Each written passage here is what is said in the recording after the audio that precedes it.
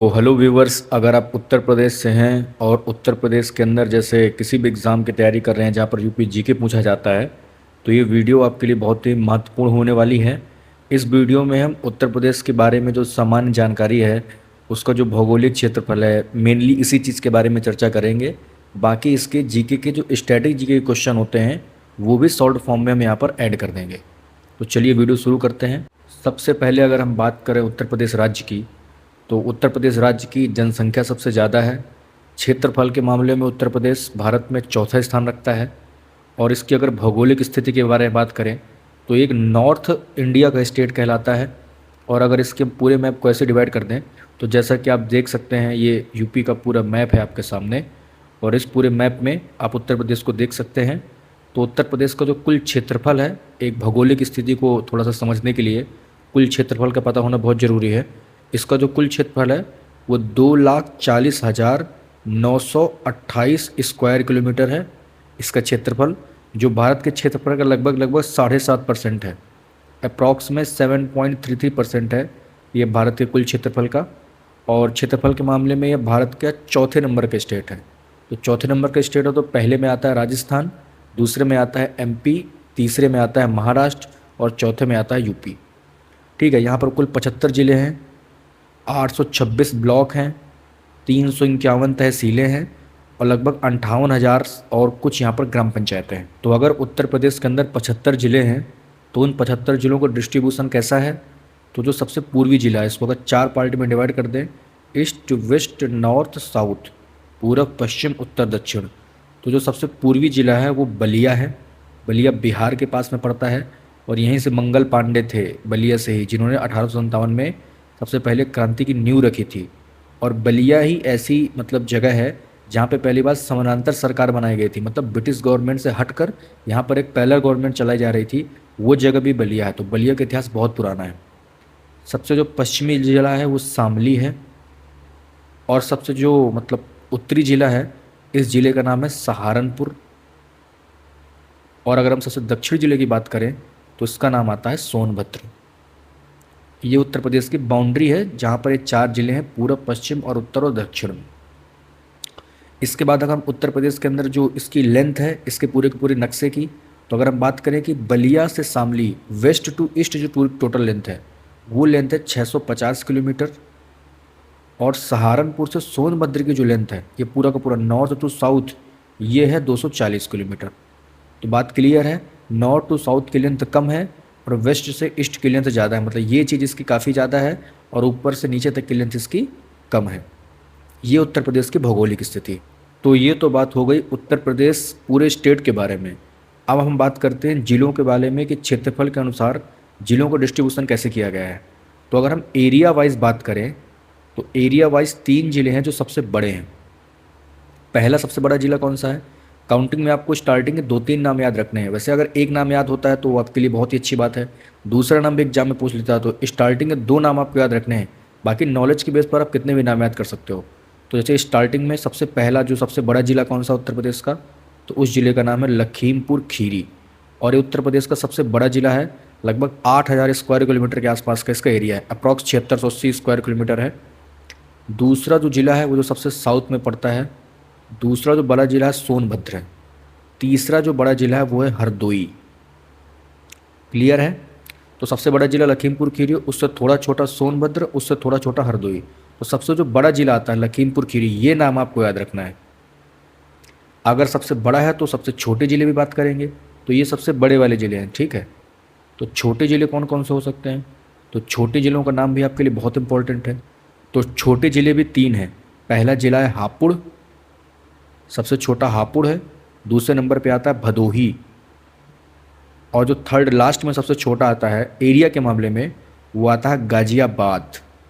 देखिए गाजियाबाद का एरिया बहुत कम है लेकिन जीडीपी में बहुत ज़्यादा कंट्रीब्यूट करता है। डेवलपमेंट यहाँ पर बहुत ज़्यादा है क्योंकि एनसीआर के पास में आता है। क्लियर है? तो 3 सबसे छोटे ज़िले हैं। तो उत्तर प्रदेश के अंदर एरिया वाइज जिलों का डिस्ट्रीब्यूशन कुछ ऐसा है।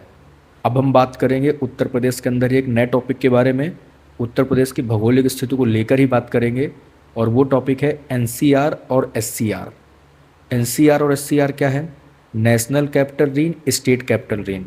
उत्तर प्रदेश के वो ज़िले जो दिल्ली के पास में आते हैं वो एनसीआर में काउंट होते हैं, और वो ज़िले जो लखनऊ के पास में आते हैं, मतलब उत्तर प्रदेश की राजधानी के पास में आते हैं, वो एससीआर में काउंट होते हैं। तो सबसे पहले हम बात करते हैं एससीआर के बारे में। तो एससीआर में टोटल 6 ज़िले आते हैं, लखनऊ से जो बॉर्डर साझा करते हैं, ऐसे 6 ज़िले हैं। तो पहला ज़िला कौन सा है? देखो लखनऊ है, लखनऊ खुद एससीआर में आता है क्योंकि राजधानी खुद है वो। दूसरा आता है हरदोई, जो कि लखनऊ से बॉर्डर साझा करता है। तीसरा ज़िला आता है सीतापुर, ठीक है, तीसरा ज़िला है सीतापुर। चौथा ज़िला है उन्नाव, पांचवा है बाराबंकी, और छठवां है रायबरेली। ऐसे करके 6 ज़िले आते हैं। तो उसको याद करने की ट्रिक आप कोई भी बना सकते हैं, सिंपली जैसा आपको मतलब अपने अकॉर्डिंग सिचुएबल लगे वैसे उसको याद करने की ट्रिक ऐसे याद कर सकते हैं, BRUSH, ब्रस, ठीक है। तो बी से क्या बनेगा? बाराबंकी, आर से क्या बनेगा? रायबरेली, यू से क्या बनेगा? उन्नाव, एस से क्या बनेगा? सीतापुर, और एच से क्या बनेगा? हरदोई। तो 5 ये याद ही हो गए, और लखनऊ तो अपने आप में एक ज़िला है। तो ये तो वो ज़िले हो गए जो एससीआर के अंदर आते हैं। अब हम बात करेंगे एनसीआर के अंदर कितने ज़िले आते हैं। तो एनसीआर के अंदर 8 ज़िले आते हैं, और ये 8 ज़िले कौन कौन से हैं? तो पहला ज़िला मेरठ है। मेरठ के बारे में हम सब जानते हैं, यहाँ पर भी मेट्रो स्टार्ट हुई है दिल्ली से मेरठ के लिए, जिसका उद्घाटन अभी किया गया था। दूसरे ज़िले का नाम गाज़ियाबाद है। गाज़ियाबाद से कुछ याद आया? गाज़ियाबाद वही ज़िला है जो उत्तर प्रदेश के अंदर न्यूनतम क्षेत्रफल रखने वाले ज़िलों के नाम से जाना जाता है, ठीक है। तीसरा ज़िला है वो गौतम बुद्ध नगर है। गौतम बुद्ध नगर के अंदर ही आता है Noida, new Okhla industrial development authority, Noida भी इसी के अंतर्गत ही आता है। नोएडा कोई नई चीज़ नहीं है। चौथा ज़िला है बुलंदशहर। तो ये जितने ज़िले हैं मतलब दिल्ली के पास में, सारे उन्हीं ज़िलों का नाम आपको लेना है। और पांचवा ज़िला आता है बागपत, छठवां ज़िला आता है हापुड़, और सातवां ज़िला जो आता है उसका नाम है शामली। शामली को सोचे कुछ याद आया? शामली उत्तर प्रदेश का सबसे पश्चिमी ज़िला है। और जो 8वां ज़िला है वो है मुजफ्फरनगर।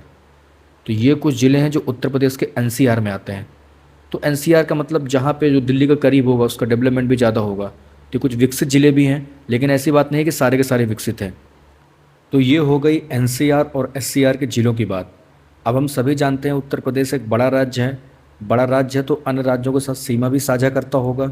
ये राज्यों के साथ भी सीमा साझा करता है, यूटीज़ के साथ भी करता है, और देश के साथ भी करता है। अगर हम बात करें कितने राज्यों के साथ उत्तर प्रदेश सीमा साझा करता है, तो 8 स्टेट ऐसे हैं जिनके साथ उत्तर प्रदेश सीमा साझा करता है। एक यूटी है। तो यूटी कौन सा है? सब इसका अंदाज़ा लगा सकते हैं यूटी कौन सा है। यूटी है दिल्ली, जिसके साथ उत्तर प्रदेश सीमा साझा कर रहा है। और एक देश है, तो कौन से देश के साथ कर सकता है? सिंपली गेस कर सकते हैं, वो देश है नेपाल। तो 8 राज्यों के साथ, एक यूटी के साथ, और एक अंतर्राष्ट्रीय सीमा बनाता है हमारा उत्तर प्रदेश। ये जो 8 राज्य हैं ये कौन कौन से हैं? ये बहुत इंपॉर्टेंट है जो 8 राज्य हैं। तो अगर आप उत्तर प्रदेश से हैं तो गेस कर सकते हैं। सबसे ऊपर देखिए कौन सा आ सकता है, तो सबसे नॉर्थ में आएगा यूके, उत्तराखंड। उसके थोड़ा और बाएं साइड चलिए तो आएगा हिमाचल प्रदेश। और थोड़ा सा नीचे आइए तो क्या पड़ेगा, क्या पड़ सकता है? हरियाणा। थोड़ा नीचे आने पर थोड़ा सा और बाएं साइड घूमिए, अगर हम बात करें उत्तर प्रदेश में वेस्ट में, तो कौन सा स्टेट आ सकता है? गेस करना है आपको। राजस्थान आता है वेस्ट में, ठीक है। तो चार स्टेट ये हो गए। अब थोड़ा साउथ में आते हैं। तो साउथ में पहले कौन सा पड़ता है? मध्य प्रदेश। उत्तर प्रदेश के साउथ में कौन सा स्टेट पड़ता है? मध्य प्रदेश। और जी हाँ, मध्य प्रदेश एक ऐसा राज्य है जो उत्तर प्रदेश के साथ सबसे ज़्यादा ज़िले साझा करता है। यूपी एमपी के साथ लगभग 11 ज़िले साझा करता है, लगभग नहीं 11 ज़िले ही साझा करता है। अब देखिए एमपी से थोड़ा और ऊपर की तरफ आइए, तो एमपी से सटा हुआ राज्य कौन सा है? छत्तीसगढ़, जो कि एमपी से अलग होता है, एक अलग राज्य बनता है। और उसके और ऊपर जाइए तो क्या पड़ेगा? बिहार। हमने एक ज़िला पढ़ा था बलिया, जो उत्तर प्रदेश का सबसे पूर्वी ज़िला है, जो कि बिहार से सीमा बनाता है। तो ये हो गया बिहार, और एक हो गया झारखंड। तो ये 8 राज्य हैं जहाँ से उत्तर प्रदेश सीमा साझा करता है। तो यहाँ से भी कभी कभी क्वेश्चन पूछ लेता है। अब देखिए नेपाल से उत्तर प्रदेश कितने ज़िले साझा करता है? तो 7 ज़िले साझा करता है। और अगर थोड़ा सा आपको और डीप जाना है कि कौन से राज्य के साथ कितने ज़िले साझा कर रहा है, तो सिंपल याद रखना है, हिमाचल प्रदेश हो गया, छत्तीसगढ़ हो गया, झारखंड हो गया।